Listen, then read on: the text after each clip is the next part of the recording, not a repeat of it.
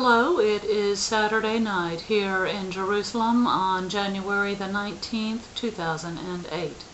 I am Aviva Lee, reporting live from room 903 for Israel 24/6 TV. Around 7 p.m. this evening, I received an announcement from the IDF spokesperson. That communique concerned IDF activity last evening in northern Gaza. In that operation, IDF ground forces, assisted by the Israel Air Force, carried out military attacks against terrorist organizations using the northern Gaza Strip for launching areas to strike with Qassams and mortar fire into the sovereign state of Israel. The Israel Defense Forces targeted and identified hitting armed gunmen.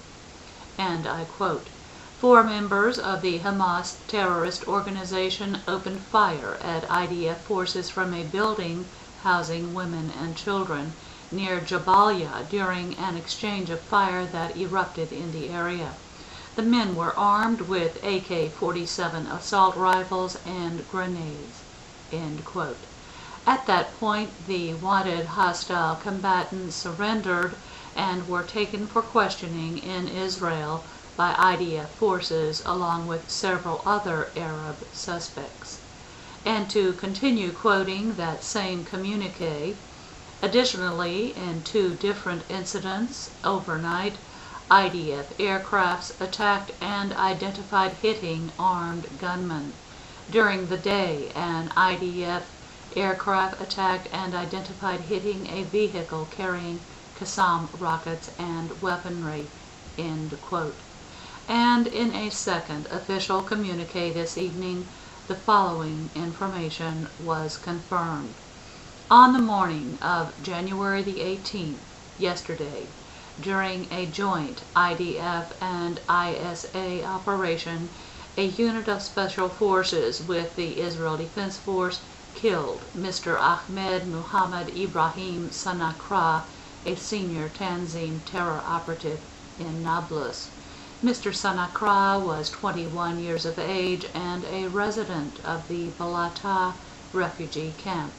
Mr. Sanakra was wanted for his activities in the Tanzim terrorist organization. The IDF official report states, and I quote, when the force came to arrest Sanakra, the soldiers identified he was armed with an AK-47 assault rifle, fired at him, and killed him.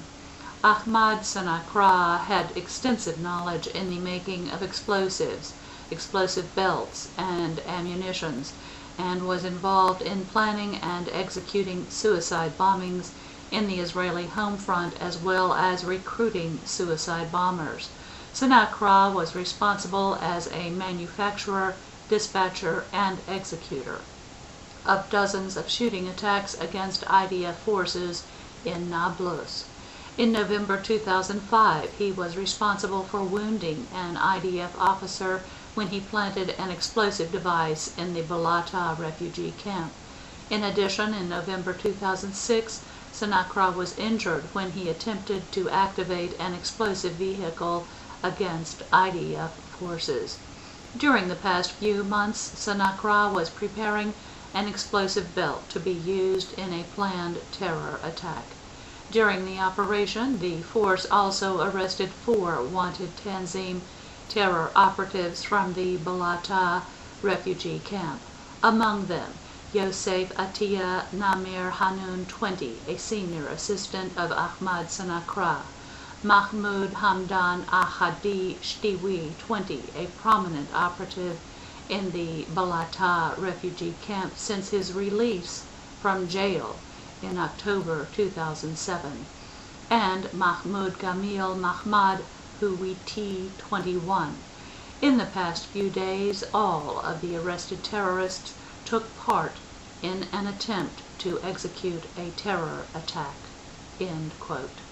This morning, the commander of the Judea and Samaria Division, Brigadier General Noam Tivon, said to that unit of IDF Special Forces which carried out the operation that, and I quote, "The operation in Nablus throughout the week and today provides quiet and security to the citizens of Israel.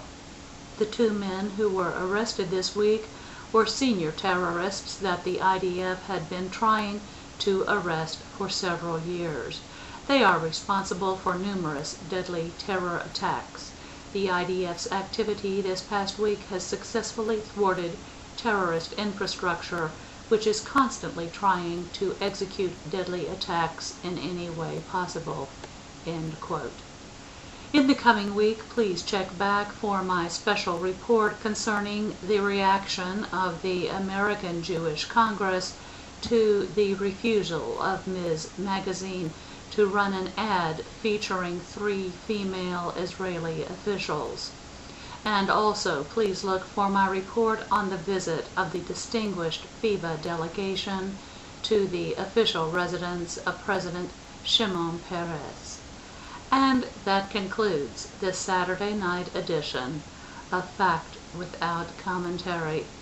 I am Aviva Lee in Jerusalem, reporting live from room 903 for Israel 24/6 TV.